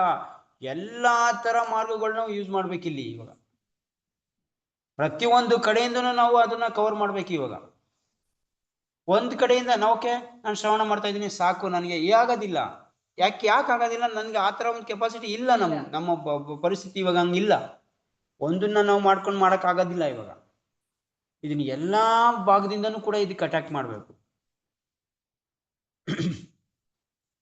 ನಾವು ಒಬ್ಬ ಕಳ್ಳು ಹಿಡಿಬೇಕಾದ್ರೆ ಒಂದ್ ಮಾರ್ಗನ ಏನಾರ ಹುಡ್ಕೊಂಡ್ರೆ ಅವ್ನು ಇನ್ನೊಂದು ಮಾರ್ಗದಲ್ಲಿ ಓಡ್ಬಿಟ್ರೆ ಮಾಡ್ತೀವಿ. ಅದಕ್ಕೆ ಏನ್ ಮಾಡ್ಬೇಕು? ಇವಾಗ ಅವನ್ನ ಎಲ್ಲಾ ಮಾರ್ಗದಿಂದನೂ ಅಟ್ಯಾಕ್ ಮಾಡ್ಬೇಕು. ಇಲ್ಲಿ ಅಕಸ್ಮಾತ್ ನಾನು ಭಗವಂತನೇ ಗುರಿ ಆದ್ಮೇಲೆ ನಾನು ಇದನ್ನ ಏನ್ ಮಾಡ್ಬೇಕು? ಪ್ರತಿಯೊಂದು ಕಡೆಯಿಂದನೂ ನಾವು ಅಟ್ಯಾಕ್ ಮಾಡ್ಬೇಕು. ಅಂದ್ರೆ ಅರ್ಥ ಏನು? ಹೆಂಗ್ ಮಾಡ್ತೀರಾ ಇದನ್ನ?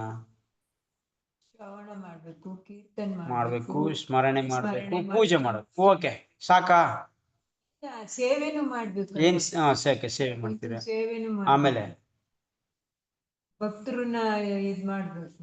ಭಕ್ತಿರದು ಮುಂದೆ ಬರುತ್ತೆ, ಮುಂದೇನು ಅದೇ ಹೇಳ್ಬಿಡ್ತಾರೆ. ಇದೆಲ್ಲ ಬೇಕಂದ್ರೆ ಭಕ್ತರು ಸೇವೆ ಮಾಡ್ಲಿ ಅಂದ್ರೆ ಆಗೋದೇ ಇಲ್ಲ. ಭಕ್ತರು ಸೇವೆ ಮಾಡ್ಬೇಕು, ಗುರುಗಳು ಸೇವೆ ಮಾಡ್ಬೇಕು. ಪ್ರತಿ ಒಂದು ಕಡೆ ಅಂತ ಏನೋ ಪ್ರತಿಯೊಂದು ಮಾರ್ಗದಿಂದನೂ ಕೂಡ ಎಲ್ಲಾ ಮಾರ್ಗಗಳಿಂದ ಅಂದ್ರೆ ಓಕೆ ಇದೆಲ್ಲ ಮಾಡ್ತಾ ಇದೀವಿ. ಪ್ರಸಾದ್ ತಿನ್ನೋದು ಬಿಟ್ಬಿಟ್ಟು ರೆಸ್ಟೋರೆಂಟ್ ಅಲ್ಲಿ ತಿನ್ಕೊಂಡಿರೋಣ, ಇದೆಲ್ಲ ಮಾಡ್ತಾ ಇದೀವಿ. ಪ್ರತಿಯೊಂದು ಕಡೆಯಿಂದನೂ ಇದು ಕೂಡ ಎಲ್ಲ ನೋಡಿ. ನಮ್ ಇಂದ್ರಿಯಗಳು ಯಾವ ಕಡೆ ಹೋಗ್ತೇವೆ ಅಂತ ಹೇಳಕ್ ಆಗೋದಿಲ್ಲ. ಒಂದೇನಾರ ಮಾಡಿದ್ರೆ ಇನ್ನೊಂದ್ ಕಡೆ ಹೋಗ್ತಾ ಇರತ್ತೆ ಇನ್ನೊಂದು. ಅದಕ್ಕೇನ್ ಮಾಡ್ಬೇಕು? ಎಲ್ಲಾ ಮಾರ್ಗದಿಂದನೂ ಅವನ್ನ ಬಂಧನ ಮಾಡ್ಬೇಕು. ಇವಾಗ ಪ್ರತಿಯೊಂದು ಮಾರ್ಗದಿಂದನೂ ನಾನು ಹರಿನಾಮ ಮಾಡ್ಬಿಟ್ಟಿದೀನಿ, ನನಗೆ ಇನ್ನೇನು ಆಗಲ್ಲ ಅಂದ್ಬಿಟ್ಟು ನೋಡ್ಕೊಂಡು ಹೋಯ್ತಾ ಇದ್ರಲ್ಲ, ಯಾವ್ದೋ ಹುಡುಗಿ ಬಂದ್ರೆ ಮುಗಿದ ಕತೆ ನಮ್ದು ಅಷ್ಟಕ್ಕೆ. ಆ ಥರ ಏನಾಗುತ್ತೆ? ನಮ್ದು ಎಲ್ಲ ಮಾರ್ಗದಿಂದ ನಮ್ಮ ಜೀವನ, ನಮ್ದು ಸಾಕ್ಷಾತ್ಕಾರ ಅಂತಿಮ ಗುರಿ ಆದ್ಮೇಲೆ ಅದನ್ನೆಲ್ಲ ಮಾರ್ಗದಿಂದನೂ ನಾವು ಬಂಧನ ಮಾಡಬೇಕು. ಇದು ತುಂಬ ಮುಖ್ಯ. ಪ್ರಭುಪಾದ ಏನು ಹೇಳ್ತಾ ಇದ್ರೆ ತುಂಬ ಮುಖ್ಯವಾಗಿರೋ ವರ್ಡ್ ಇದು. ಸೊ ನಾವು ಯಾವಾಗ ಸ್ವಲ್ಪ ಹೆಚ್ಚು ಕಡಿಮೆ ಆಗ್ತೀವಿ, ಪೂರಿ ಸಾಕ್ಷಾತ್ಕಾರ ಅಷ್ಟು ವರ್ಷ ಮಾಡಿದ್ದೆಲ್ಲ ನಾಶ ಆಗ್ಬಿಡುತ್ತೆ. ನೋಡಿ ಎಷ್ಟು ವರ್ಷ ಮಾಡಿದ್ದ ಭರತ ಚಕ್ರವರ್ತಿ, ಎಲ್ಲ ಸಿಡಿ ಸಾಮ್ರಾಜ್ಯನೇ ಬಿಟ್ಕೊಂಡ್ಬಿಡ್ತಾನೆ ಅದಕ್ಕೋಸ್ಕರ, ಸಾಕ್ಷಾತ್ಕಾರ ಮಾಡ್ಕೊಳಕ್ಕೋಸ್ಕರ. ಸಣ್ಣ ಒಂದ್ ಇದಕ್ಕೆ ಸೋತೋಗ್ತಾನೆ ಅವನು. ಏನಿಲ್ಲ, ಸಣ್ಣ ವಿಚಾರಗಳು. ಸೊ ಈ ತರ ಆಗ್ಬಿಡುತ್ತೆ. ಅದಕ್ಕಿಂತ ಎಲ್ಲಾ ಮಾರ್ಗದಿಂದನೂ ಇದನ್ನ ಬಹು ಎಚ್ಚರಿಕೆಯಿಂದ ಕಾಪಾಡ್ಬೇಕು. ಇದನ್ನ ನಾವು ತುಂಬಾ ಎಚ್ಚರಿಕೆ ಇರಬೇಕು. ನಮ್ಗೆ ಸ್ವಲ್ಪ ಆ ಕಡೆ ಈ ಕಡೆ ಹೋಗ್ಬಾರ್ದು ಅಂತ ನೋಡಿ. ಸೊ ಅದಕ್ಕೆ ಏನ್ ಮಾಡ್ಬೇಕು, ಯಾವಾಗ ಸತತ, ಅದಕ್ಕೆ ಪ್ರಭುಪಾದ ಹೇಳ್ತಾರೆ ಸತತವಾಗಿ ಇರ್ಬೇಕಿದು, ಏಕಾಗ್ರ ಚಿತ್ತದಿಂದ ಮತ್ತೆ ಸತತವಾಗಿರ್ಬೇಕು ಅನ್ನೋದು ಇದಕ್ಕೇನೆ. 24 ಗಂಟೆ ಮಲಗಿದ್ದಾಗ್ಲೂ ಕೂಡ ನಾವು ಇದರಿಂದ ಆಚೆ ಬಿದ್ದಾಗ ಹೋಗೋ ಚಾನ್ಸ್ ಇರುತ್ತೆ, ನಿದ್ದೆ ಮಾಡೋಗ್ಲೂ ಕೂಡ. ಸೊ ಅದಕ್ಕೆ ಸತತವಾಗಿ ಅಂತ ಹೇಳೋದು. ಸ್ತೋತ್ರ, ಶ್ರವಣ, ಸ್ಮರಣೆ, ಅರ್ಚನಾ, ಈ 4 ಪ್ರಕ್ರಿಯೆಗಳು ಮೇಲೆ ಹೇಳಿದ ಪ್ರತಿಯೊಂದು ವರ್ಣ ಮತ್ತು ಆಶ್ರಮದ ಸರ್ವಸಾಧಾರಣ ಕರ್ತವ್ಯವಾಗಿದೆ. ಶ್ರವಣ, ಈ 4 ಸ್ತೋತ್ರ, ಶ್ರವಣ, ಸ್ಮರಣೆ, ಅರ್ಚನಾ ಎಲ್ಲರಿಗೂ ಆಗಿರೋದು ಇದು. ವರ್ಣಾಶ್ರಮದಲ್ಲಿ ಎಲ್ಲ ಯಾರು ಬರ್ತಾರೋ ಅವರು, ಆಶ್ರಮದಲ್ಲಿ ಯಾರು ಬರ್ತಾರೋ ಅವ್ರು, ಎಲ್ಲರಿಗೂ ಪ್ರತಿಯೊಬ್ಬರಿಗೂ ಕೂಡ ಇದು ಕರ್ತವ್ಯ ಆಗಿದೆ. ಕರ್ತವ್ಯ ಅಂದ್ರೆ ಮಾಡ್ಲೇಬೇಕಾಗಿರೋಂಥ ವಿಷಯ.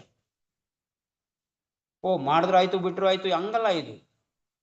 ಇದು ಏನೋ ಸ್ವತಂತ್ರ ಆಗಿದ್ದು ಮಾಡುವುದು ಮತ್ತೆ ಇನ್ನೊಂದು ವಿಚಾರದಿಂದ ಮಾಡೋದು ಇಲ್ಲ. ಕರ್ತವ್ಯ, ಇದು ಪ್ರತಿಯೊಬ್ಬರದು ಕರ್ತವ್ಯ, ಮಾಡ್ಲೇಬೇಕಾಗಿರೋಂಥದ್ದು ವಿಷಯ. ಸೊ ಈ ಜೀವನ ತತ್ವಗಳಿಲ್ಲದಿದ್ದರೆ ಯಾರು ಅಸ್ತಿತ್ವದಲ್ಲಿರಲಾರರು. ಅಕಸ್ಮಾತ್ ಈ ಜೀವನ ತತ್ವ ಯಾವುದು, ಸ್ತೋತ್ರ, ಶ್ರವಣ, ಸ್ಮರಣಕ್ಕೆ, ಅರ್ಚನಾ, ಇದೇನಾದ್ರೂ ನಮ್ಮ ಜೀವನದಲ್ಲಿ ತತ್ವ ಆಗ್ಲಿಲ್ಲ ಅಂತಂದ್ರೆ ಅವನ ಅಸ್ತಿತ್ವ ಇಲ್ದಿರಕ್ಕೇನೆ ಒಬ್ಬ ಅನಾಲಾಯ್ಕ ಅಂತ ಹೇಳಿ. ಯಾರು ಅಸ್ತಿತ್ವದಲ್ಲಿ ಇರಕ್ಕೆ ಸಾಧ್ಯನೇ ಇಲ್ಲ. ಈ ಅಸ್ತಿತ್ವ ಏನಾಗುತ್ತೆ, ಮತ್ತೆ ತಿರುಗಿ ಅಸ್ತಿತ್ವದಲ್ಲಿ ಅವನ ಅಸ್ತಿತ್ವನ ಕಳ್ಕೊತಾನ ಅವನು, ಇವಿಲ್ಲ ಅಂತಂದ್ರೆ. ಓಕೆ, ಜೀವಿಗಳ ಚಟುವಟಿಕೆಗಳು ಈ 4 ರೀತಿಯ ಜೀವನ ತತ್ವಗಳನ್ನು ಅಡಕವಾಗಿರುತ್ತವೆ. ಜೀವಿಯ ಚಟುವಟಿಕೆ ಈ 4 ರೀತಿಯ ಜೀವನ ತತ್ವಗಳಲ್ಲಿ ಅಡಕವಾಗಿರುತ್ತದೆ. ಸೊ ಒಬ್ಬ ಜೀವನ ಮಾಡ್ತಾ ಇದ್ದಾನೆ ಅಂದ್ರೆ ಈ 4 ತತ್ವಗಳು ಇದ್ರು ಮಾತ್ರ ಒಂದು ಜೀವನಕ್ಕೆ ಬೆಲೆ, ಅದರಲ್ಲೇ ಅಡಕವಾಗಿರುತ್ತೆ, ಅದರಲ್ಲೇ ಸೇರ್ಕೊಂಡಿರುತ್ತೆ ಅಂತ. ವಿಶೇಷವಾಗಿ ಆಧುನಿಕ ಸಮಾಜದಲ್ಲಿ ಎಲ್ಲಾ ಚಟುವಟಿಕೆಗಳು ಹೆಚ್ಚು ಕಡಿಮೆ ಶ್ರವಣ ಮತ್ತು ಸ್ತುತಿಯನ್ನು ಅವಲಂಬಿಸಿವೆ. ಸೊ ಪ್ರಭುಪಾದ ಹೇಳ್ತಾರೆ, ಈ ಸಾಮಾಜಿಕದಲ್ಲಿ ಒಬ್ಬ ವ್ಯಕ್ತಿ ತುಂಬಾ ಫೇಮಸ್ ಆಗಕ್ಕೆ ಅವನನ್ನ ಸತತವಾಗಿ ನೀವು ಅವನ ಬಗ್ಗೆನೇ ಆಡ್ತಾ ಇರಿ, ಅವನ ಬಗ್ಗೆನೇ ಮಾಡಿ ಧ್ಯಾನ ಮಾಡ್ತಾ ಇರಿ, ಅವನನ್ನ ಕುರ್ತಿ ಅವನು ಉಗುಳ್ತಾ ಇರಿ, ಅವನು ಫೇಮಸ್ ಆಗ್ಬಿಡ್ತಾನೆ. ಸೊ ಈ ಅಡ್ವರ್ಟೈಸ್ ಏನ್ ಅನ್ಕೊಂಡಿದ್ದೀರಾ, ಪ್ರತಿ ಸರಿ ಏನ್ ಮಾಡ್ತಾನೆ, ಅಡ್ವರ್ಟೈಸ್ ಹಾಕಿ ಹಾಕಿ ಹಾಕಿ ಅದನ್ನ ಸರಿ ಅನ್ಸ್ಬಿಡ್ತಾರ ನಮ್ಮ ಕೈಲಿ. ಸರಿ ಇದೆ, ಇದೇನು ಇಷ್ಟೊಂದು ಸರಿ ಬರ್ತಾರೆ, ಸರಿ ಏನೋ ಇದು ಅನ್ನೋ ತರ ಆಗ್ಬಿಡುತ್ತೆ ನಮ್ಗೆ. ಅದೇ ತರ ಒಬ್ಬ ವ್ಯಕ್ತಿನ, ರಾಜಕೀಯ ವ್ಯಕ್ತಿನ ಯಾವಾಗಲೂ ನಾನು ಅವನೇ ಸ್ತುತಿ ಮಾಡ್ತಾ ಇರ್ತೀವಿ, ಅವ್ನು ಫೇಮಸ್ ಆಗೋಗ್ತಾನೆ ಎಲ್ಲಾದ್ರೂ. ರೂಪದ ಹೇಳ್ತೀನಿ ನೋಡಿ. ವಿಶೇಷವಾಗಿ ಆಧುನಿಕ ಸಮಾಜದಲ್ಲಿ ಎಲ್ಲಾ ಚಟುವಟಿಕೆಗಳು ಹೆಚ್ಚು ಕಡಿಮೆ ಶ್ರವಣ ಮತ್ತು ಸ್ತುತಿಯನ್ನು ಅವಲಂಬಿಸಿವೆ. ದಿನಪತ್ರಿಕೆಗಳು ಸರಿಯಾಗಿಯೋ ತಪ್ಪಾಗಿಯೋ ಸುಮ್ಮನೆ ಆಡಿ ಹೊಗಳಿದರೆ ಸಾಕು, ಯಾವುದೇ ಸಾಮಾಜಿಕ ನೆಲೆಯ ಎಂತಹ ಮನುಷ್ಯನು ಅತ್ಯಲ್ಪ ಕಾಲದಲ್ಲಿ ಮಾನವ ಸಮುದಾಯಕ್ಕೆ ಸುಪರಿಚಿತನಾಗಿ ಬಿಡುತ್ತಾನೆ. ಕೆಲವೊಮ್ಮೆ ನಿರ್ದಿಷ್ಟ ಪಕ್ಷದ ರಾಜಕೀಯ ನಾಯಕನು ಪತ್ರಿಕಾ ಪ್ರಚಾರದಿಂದ ತುಂಬಾ ಪ್ರಸಿದ್ಧಿಗೆ ಬಂದು ಬಿಡುತ್ತಾನೆ. ಆಡಿ ಹೊಗಳುವ ಈ ಪರಿಯಿಂದ ಮನುಜನು ಅತಿ ಶೀಘ್ರವಾಗಿ ಮಹಾನ್ ವ್ಯಕ್ತಿಯಾಗಿ ಬಿಡುತ್ತಾರೆ. ಸೊ ಎಂತ ವ್ಯಕ್ತಿಯ ಸಾಮಾನ್ಯ ವ್ಯಕ್ತಿಯಾಗಿ ದಿನ ನೀವು ಅವನನ್ನ ಕೊಂಡಾಡ್ತಾರೆ, ದಿನ ಅವನ ಬಗ್ಗೆ ಸ್ತೋತ್ರ ಮಾಡ್ತಾರೆ, ತುಂಬಾ ದೊಡ್ಡ ವ್ಯಕ್ತಿ ಆಗ್ತಾನೆ, ತುಂಬಾ ದೊಡ್ಡ ವ್ಯಕ್ತಿ. ಆದ್ರೆ ಪ್ರಭುಪಾದ ಹೇಳ್ತಾರೆ, ಆದ್ರೆ ಅನರ್ಹ ವ್ಯಕ್ತಿಯನ್ನು ಹೀಗೆ ಸುಳ್ಳೋ ಹೊಗಳೇ ಪ್ರಚಾರ ಮಾಡುವುದರಿಂದ ಆ ವ್ಯಕ್ತಿಗಾಗಲಿ ಸಮಾಜಕ್ಕಾಗಲಿ ಯಾವ ಒಳಿತೂ ಆಗುವುದಿಲ್ಲ.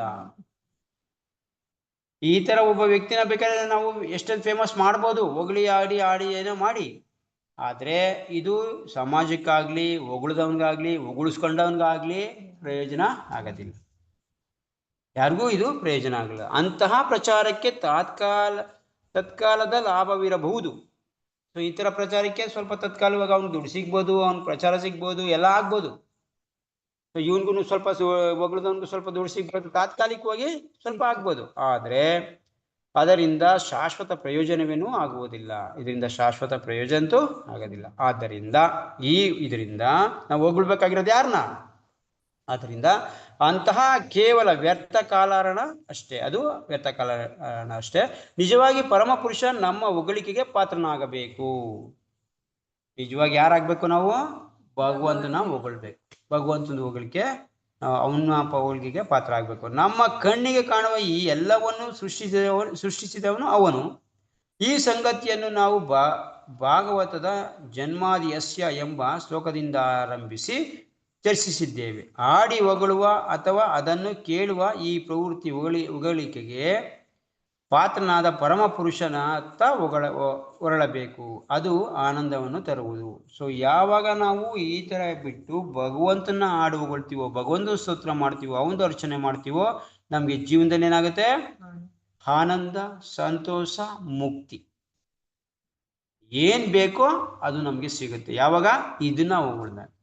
ಯಾಕೆಂದ್ರೆ ಹೊಗಳಿಸ್ಕೊಳ್ಳೋಂಥ ವ್ಯಕ್ತಿಗೆ ಅರ್ಹತೆ ಬೇಕು, ಅವನಿಗೆ ಗುಣ ಇರಬೇಕು, ಅವನು ಒಳ್ಳೆ ನಮ್ಮನ್ನ ಕಾಪಾಡ್ತಾನೆ ಅನ್ನೋ ಭಾವನೆ ಅವನು ನಮ್ಮನ್ನು ಕಾಪಾಡ್ತಾನೆ ಅಂತ ಗ್ಯಾರಂಟಿ ಇರಬೇಕು.